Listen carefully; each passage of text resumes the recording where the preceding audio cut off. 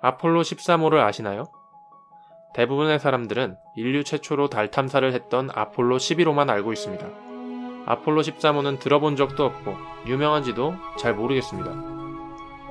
그러나 우리 인식과는 달리 아폴로 13호는 우주 탐사선이 겪을 수 있는 온갖 최악의 상황 속에서 승무원 전원이 무사생환한 기적의 우주선입니다.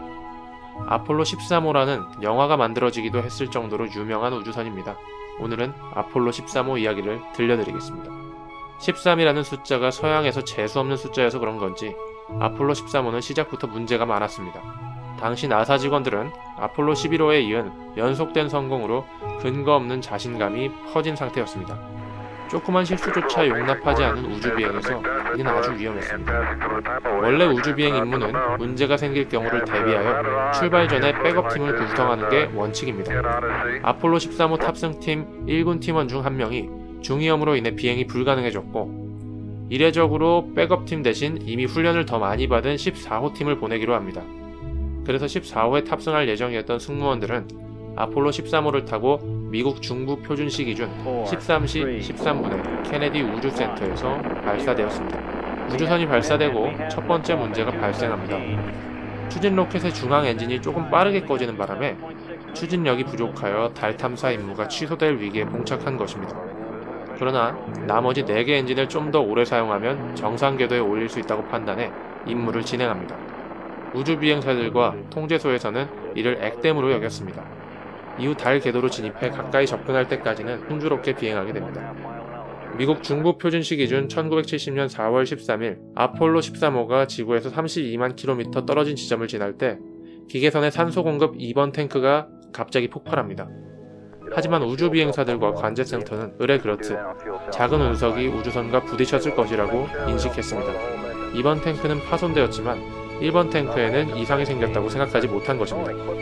하지만 실제 상황은 2번 탱크가 파손되며 1번 탱크와 주변 기기까지 다 작살낸 상황이었습니다.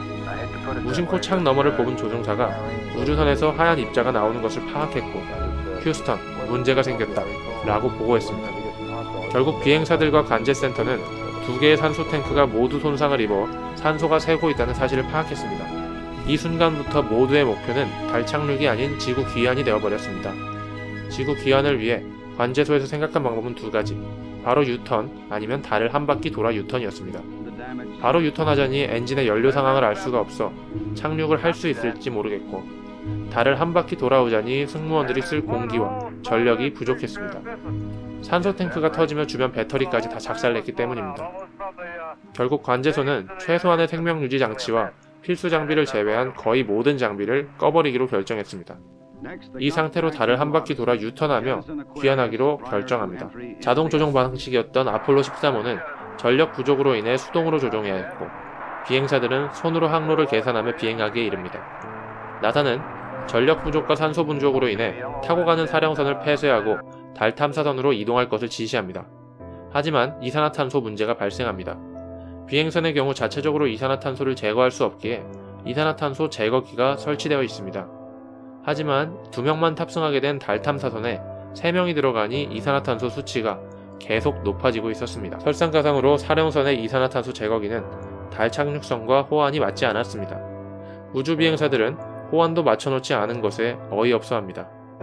결국 우주비행사들은 관제소와 하루 내내 머리를 싸맨 끝에 양말과 테이프, 비행 매뉴얼을 사용하는 방법을 찾아내어 이산화탄소 제거기를 설치해냅니다. 그러나 문제는 그것만이 아니었습니다. 달 착륙선 안은 난방이 안 되어 엄청나게 춥고 식량도 부족했습니다.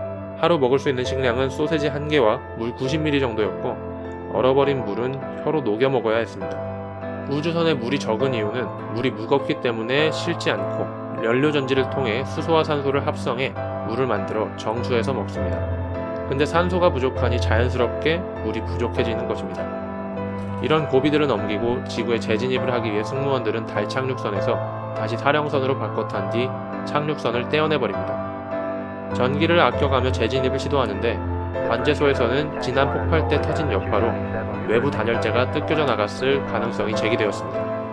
만약 단열재가 없으면 승무원들은 모두 타 죽을 판이었습니다. 하지만 이를 해결할 방법은 없었고 승무원들은 그냥 지구로 돌진합니다. 다행히도 단열재는 붙어 있었습니다. 근데 이번에는 추락 예상 지점에 태풍이 지나가고 있었습니다. 이것도 다행히 궤도가 뒤틀리는 덕분에 태풍을 피해서 바다에 추락하게 됩니다. 바다에 떨어진 사령선을 미 해군 소속 USS 이오지마가 회수하는 데 성공했고, 이 소식을 들은 닉슨 대통령은 그날 밤 베트남에서 군대를 철수하겠다고 밝힐 예정이었던 연설을 취소하고 바로 USS 이오지마로 달려가 아폴로 13호 미션을 성공적인 실패라고 선언합니다. 우주비행사들과 관제사들은 무사귀환을 이뤄낸 공으로 훈장을 수여받았습니다. 수많은 불행이 닥쳐 매 순간순간이 생의 고비였지만 포기하지 않았기에 무사히 생還할 수 있었습니다. 성공적인 실패라는 말이 너무나 잘 어울리네요. 재밌게 보셨다면 구독!